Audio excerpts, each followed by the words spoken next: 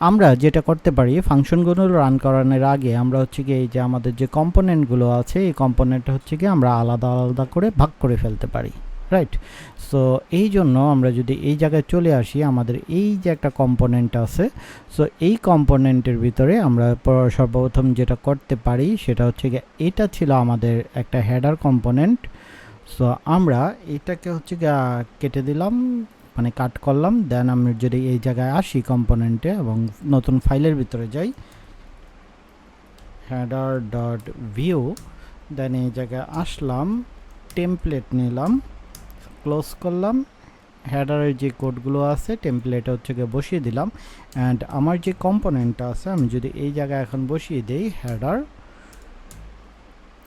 এবং আপনি যখন হচ্ছে কি এইভাবে হেডার বসাবেন তখন হচ্ছে কি আপনি ইনপুট করে নিয়েন, আপনাদের যে হেডারটা আছে এটা হচ্ছে কি ইনপুট করে নিয়েন আর কি।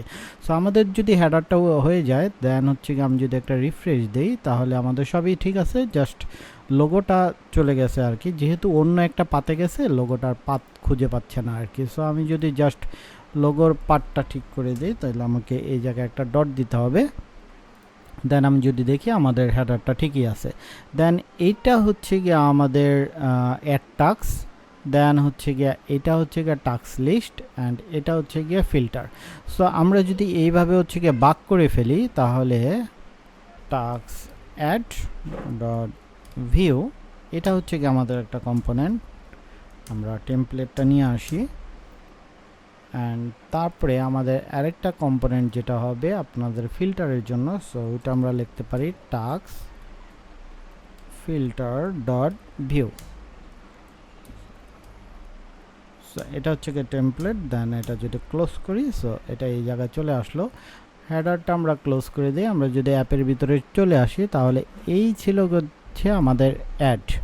সো আমরা এইটুকু যদি কেটে টাস্ক অ্যাডের ভিতরে নিয়ে আসি তাহলে আমাদের এই জায়গা হবে গিয়ে টাস্ক অ্যাড। অ্যান্ড বরাবরের মতন আপনি যখনই এই কম্পোনেন্টটা ইউজ করবেন তখন হচ্ছে গিয়ে ওপরে আপনার হচ্ছে গিয়ে ইনপুটটা দেখিয়ে দেবেন আর কি। দেন হচ্ছে গিয়ে আমাদের যেটা ছিল এটা হচ্ছে গিয়ে লিস্ট। আমাদের লিস্টের ভিতরে হচ্ছে গিয়ে দুইটা ছিল, আমি হচ্ছে গিয়ে একটা কেটে দিই, একটা নিয়ে যাওয়াই বেটার। সো আমি হচ্ছে গিয়ে একটা কেটে দিলাম।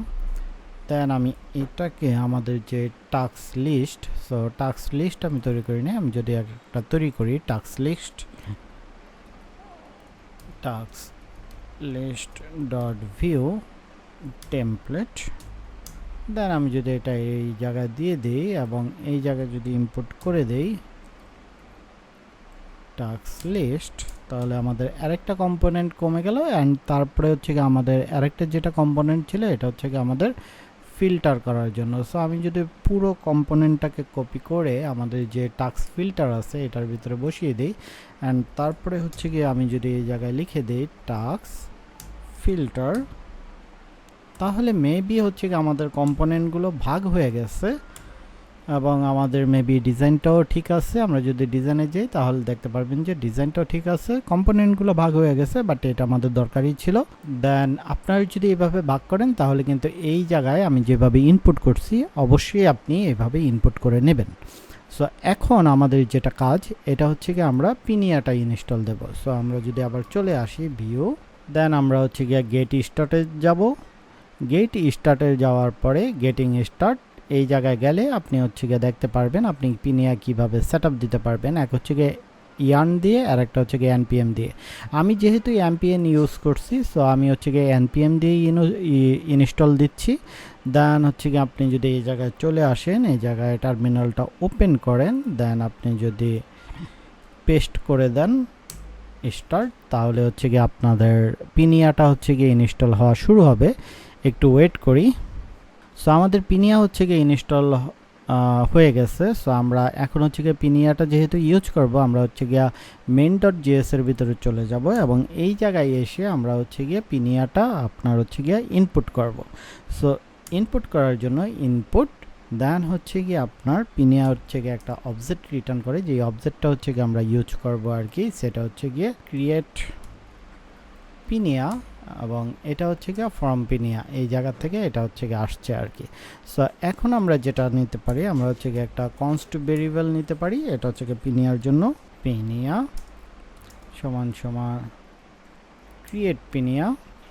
সো আমরা হচ্ছে গিয়া কনস্ট ভেরিয়েবলের ভিতরে হচ্ছে গিয়া পিনিয়াটা দেখাই দিয়েছিলাম, এবং অ্যাপটা যেহেতু ক্রিয়েট অ্যাপটা বাইন্ড হচ্ছে এই অ্যাপের ভিতরে, তো আমরা হচ্ছে গিয়ে জাস্ট আমাদের পিনিয়াটা ইউজ করার জন্য অ্যাপ ডট ইউজ, দেন হচ্ছে গিয়ে এটার ভিতরে আমরা হচ্ছে গিয়ে পিনিয়াটা দেখিয়ে দিতে পারি।